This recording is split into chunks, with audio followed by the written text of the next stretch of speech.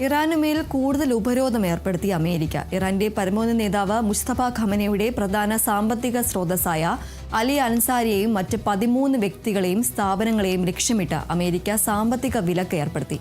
അതേസമയം ഇറാനിൽ ആക്രമണം തുടരുകയാണ് അമേരിക്ക.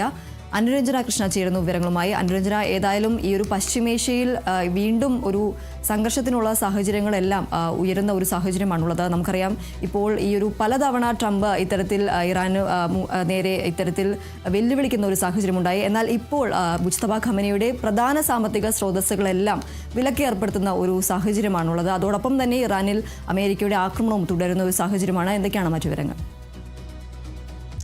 ദീപ്തി, വീണ്ടും ഇറാന് നേരെ ഒരു ഉപരോധവുമായി രംഗത്ത് വന്നിരിക്കുകയാണ് അമേരിക്കൻ പ്രസിഡന്റ് ഡൊണാൾഡ് ട്രംപ്. ഇത്തവണ ട്രംപ് ഇറാന് നേരെ ഏർപ്പെടുത്തിയിരിക്കുന്നത് ഒരു സാമ്പത്തിക വിലക്കാണ്. ഇറാൻ നേതാവായ മുസ്തഫ ഖമേനിയുടെ പ്രധാന സാമ്പത്തിക സ്രോതസ്സായ അലി അൻസാരിയെയും മറ്റ് 13 വ്യക്തികളെയും സാമ്പത്തിക സ്ഥാപനങ്ങളെയും ഒക്കെയാണ് ഇത്തവണ ട്രംപ് വിലക്കിയിരിക്കുന്നത്. ഇറാന്റെ സാമ്പത്തിക അടിത്തറ തകർക്കുക എന്നൊരു ലക്ഷ്യത്തോടു കൂടിയാണ് ഇത്തവണ അമേരിക്ക ഇത്തരത്തിലൊരു നിലപാടുമായി രംഗത്തെത്തിയിരിക്കുന്നത്. IRGC, ഇറാന്റെ സൈനിക സ്രോതസ്സായ IRGCയെ സാമ്പത്തികമായി സഹായിക്കുന്നു എന്നൊരു ആരോപണം ഉയർത്തിയാണ് ദുബായ് ആസ്ഥാനമായി പ്രവർത്തിക്കുന്ന വ്യവസായിയായ അലി അൻസാരിക്ക് നേരെ ഇത്തരത്തിലൊരു വിലക്കുമായി അമേരിക്ക രംഗത്ത് വന്നിട്ടുണ്ടായിരുന്നത്. ഇതിനു മുമ്പ് ബ്രിട്ടനും ഇതേപോലത്തെ ഒരു ആരോപണം ഉന്നയിച്ച് അലി അൻസാരിക്ക് നേരെ ഒരു വിലക്കുമായി ഒക്കെ തന്നെ രംഗത്ത് വന്നിരുന്നു. അലി അൻസാരിയെ മാത്രമല്ല മറ്റ് 13 സാമ്പത്തിക സ്രോതസ്സുകൾക്കേറെയും ഇതേപോലത്തെ ഒരു വിലക്കുമായിട്ടൊക്കെ തന്നെ അമേരിക്ക ഇപ്പോൾ രംഗത്ത് വന്നിട്ടുണ്ട്. ഇറാനെ തകർക്കുക, ആക്രമണമൊക്കെ ഒരു ഇടവേളയ്ക്ക് ശേഷം വീണ്ടും ആരംഭിച്ചതിന് ശേഷമാണ് ഇത്തരത്തിലൊരു സാമ്പത്തിക ഉപരോധവും ആയി തന്നെ ഇതേപോലെ ട്രംപ് ഇറാന് നേരെ രംഗത്ത് വന്നിട്ടുള്ളത്.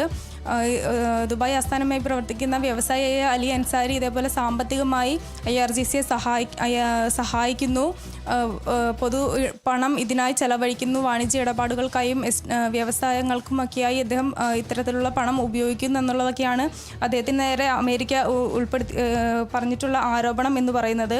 ഇത്തരത്തിലുള്ളൊരു പുതിയ നീക്കം എന്തായാലും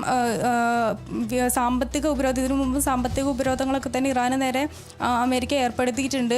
അതിനുശേഷം ഒരു ഇടവേളയ്ക്ക് ശേഷമാണ് വീണ്ടും ഒരു സാമ്പത്തിക ഉപരോധമൊക്കെ തന്നെ ഇറാന് നേരെ അമേരിക്ക ഏർപ്പെടുത്തുന്നത്.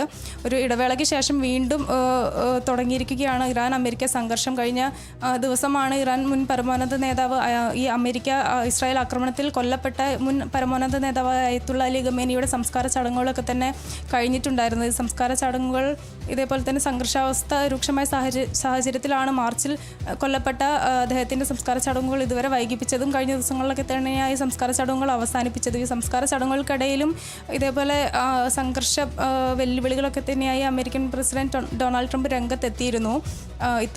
അതുമാത്രമല്ല, ഈ സംഘർഷ സാഹചര്യങ്ങളൊക്കെ നടക്കുന്ന സാഹചര്യത്തിനിടയിൽ തന്നെ പല വെല്ലുവിളികളും ട്രംപ് ഇറാനിന്മേൽ ഏർപ്പെടുത്തിയിരുന്നു.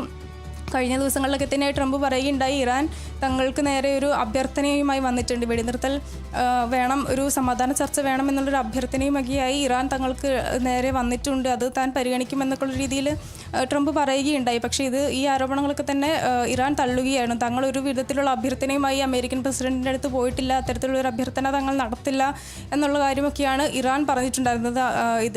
ഇതേപോലെ തന്നെ ഇടയ്ക്കിടയ്ക്ക് വിവാദ പ്രസ്താവനകളൊക്കെയായി വരുന്നൊരു വ്യക്തിയാണ് അമേരിക്കൻ പ്രസിഡന്റ് ഡൊണാൾഡ് ട്രംപ്. എന്നാൽ ട്രംപിൻ്റെ ഈ വാദങ്ങളൊക്കെ തന്നെ ഇറാൻ തള്ളുകയും ചെയ്യാറുണ്ട്. അതുമാത്രമല്ല, കഴിഞ്ഞ ദിവസങ്ങളിലൊക്കെ തന്നെ ഈ സംസ്കാര ചടങ്ങുകൾ ഇറാനിൽ നടക്കുന്നതിനിടയിൽ സംഘർഷത്തിന് പറ്റിയൊരു സാഹചര്യമാണ്, താൻ സംഘർഷത്തിന് മുതിരുമെന്നുള്ളൊരു തരത്തിലുള്ള പ്രകോപനപരമായ കാര്യങ്ങളൊക്കെ തന്നെ ട്രംപ് പറയുകയും ഉണ്ടായി. അതുമാത്രമല്ല, ഈ സംഘർഷം നടക്കുന്നതിനിടയിലാണ് വെടിനിർത്തൽ അവസാനിച്ചു, ഇനി സംഘർഷം തുടരാം എന്നുള്ളൊരു തരത്തിലുള്ള പ്രഖ്യാപനമൊക്കെ ട്രംപിൻ്റെ ഭാഗത്തു നിന്നും വന്നിട്ടുണ്ടായിരുന്നത്. എന്നാൽ ഇത് പറഞ്ഞ് കഴിഞ്ഞതിന് ശേഷം തന്നെ ട്രംപ് വീണ്ടും ഇറാനുമായൊരു സമാധാന ചർച്ചയ്ക്ക് തയ്യാറാണ് എന്നുള്ള പ്രസ്താവനയും ഒക്കെ തന്നെയായി രംഗത്ത് വരികയും ചെയ്തിരുന്നു. ഇതേപോലെ നിലപാടുകൾ ഇടയ്ക്കിടയ്ക്ക് മാറ്റുന്നൊരു വ്യക്തിയാണ് അമേരിക്കൻ പ്രസിഡന്റ് ഡൊണാൾഡ് ട്രംപ് എന്നുള്ളത് കാര്യം എല്ലാവർക്കും പൊതുവായി അറിയുന്നൊരു കാര്യം തന്നെയാണ്. എന്തായാലും ട്രംപ് പറയുന്നൊരു കാര്യം എന്തായാലും ഇറാൻ തള്ളിയിരിക്കുകയാണ്. ഇതേപോലൊരു അഭ്യർത്ഥനയൊന്നും നമ്മൾ നടത്തിയിട്ടില്ല എന്ന് പറയുകയും ചെയ്തു. എന്തായാലും ഇറാനുമായി നിലവിലൊരു സമാധാന ചർച്ചയ്ക്ക് തയ്യാറാണ് എന്നുള്ളൊരു കാര്യം അമേരിക്ക പറയുന്നുണ്ടെങ്കിലും ഇതിനോട് ഇറാൻ ഇതുവരെ പ്രതികരിച്ചിട്ടൊന്നുമില്ല. എന്തായാലും നിലവിൽ ഈ കാര്യം പറഞ്ഞതിന് ശേഷവും ഇറാന് നേരെ ഒരു സാമ്പത്തിക ഉപരോധവുമായിട്ടാണ് നിലവിൽ അമേരിക്ക വന്നിട്ടുള്ളത്.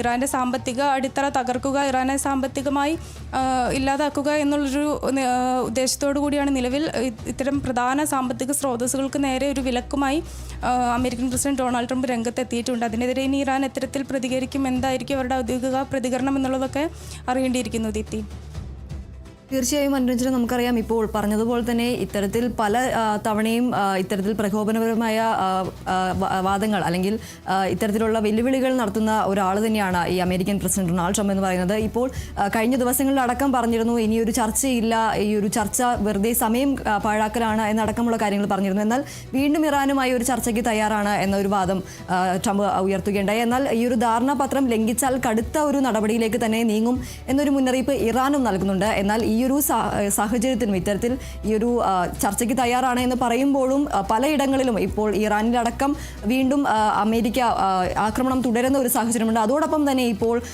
ഏറ്റവും അടുത്ത് തന്നെ ഇപ്പോൾ മുസ്തഫ ഖമനയുടെ സാമ്പത്തിക സ്രോതസ്സുകളിൽ വിലക്ക് ഏർപ്പെടുത്തുന്ന ഒരു സാഹചര്യമുണ്ട്. ഇത് കൂടുതൽ പശ്ചിമേഷ്യയിൽ അല്ലെങ്കിൽ ഈ ഒരു സംഘർഷത്തിന്റെ സാഹചര്യം ഉള്ളപ്പോൾ ഇത് കൂടുതൽ സങ്കീർണമാക്കുന്ന ഒരു സാഹചര്യമല്ലേ നിലവിലുള്ളത്? തീർച്ചയായിട്ടും ദീപ്തി, യുദ്ധ സാഹചര്യങ്ങൾ വീണ്ടും പശ്ചിമേഷ്യയിൽ സങ്കീർണമായിക്കൊണ്ടിരിക്കുകയാണ്. സാമ്പത്തികപരമായി കൂടി അത് ഇറാനെ ബാധിക്കുമോ എന്നുള്ളതൊന്നും കൂടുതൽ വ്യക്തമല്ല. എങ്കിലും എത്തരത്തിൽ ഒക്കെ ഇറാനെ തകർക്കാം എന്നുള്ളതാണ് നിലവിൽ ട്രംപിൻ്റെ നീക്കം. അതുമാത്രമല്ല, ഒരു സമാധാന ചർച്ചയ്ക്കൊക്കെ തയ്യാറാണ് എന്നുള്ള രീതിയിലുള്ള സമീപനമൊക്കെ ട്രംപിൻ്റെ ഭാഗത്തു നിന്ന് ഉണ്ടാകുന്നുണ്ടെങ്കിലും അതിൽ ഒരു നിലപാടെടുക്കാൻ, കൃത്യമായ നിലപാട് എന്തായാലും അമേരിക്കൻ പ്രസിഡന്റ് ഡൊണാൾഡ് ട്രംപിൻ്റെ ഭാഗത്തു നിന്നും വരുന്നില്ല എന്നുള്ളതാണ് മറ്റൊരു കാര്യം എന്ന് പറയുന്നത്. അതുമാത്രമല്ല, ഇതിനോടൊക്കെ തന്നെ ഏതൊരു രീതിയിലുള്ള ട്രംപിൻ്റെ സമീപനത്തെയും ഇറാൻ തള്ളുന്നൊരു സ്ഥിതി കൂടിയാണ് ഉണ്ടാകുന്നത്. ഇറാൻ്റെ നീക്കങ്ങളെയൊക്കെ തന്നെ തടസ്സപ്പെടുത്തുക എന്നുള്ളൊരു ഉദ്ദേശത്തോടു കൂടിയാണ് ട്രംപ് ഇത്തരത്തിലുള്ളൊരു നീക്കങ്ങളൊക്കെ തന്നെ നടത്തിയിരിക്കുന്നത്. അതുമാത്രമല്ല, ഈ കഴിഞ്ഞ ദിവസങ്ങളിലൊക്കെ തന്നെ നടന്ന സംസ്കാര ചടങ്ങുകൾ, ഇറാനിലായിട്ട് നടന്ന സംസ്കാര ചടങ്ങുകൾക്കടക്കം ഒരു ഇത്തരത്തിലുള്ളൊരു വെല്ലുവിളിയൊക്കെ ആയിട്ടാണ് അമേരിക്കൻ പ്രസിഡന്റ് വന്നിട്ടുണ്ടായിരുന്നത്.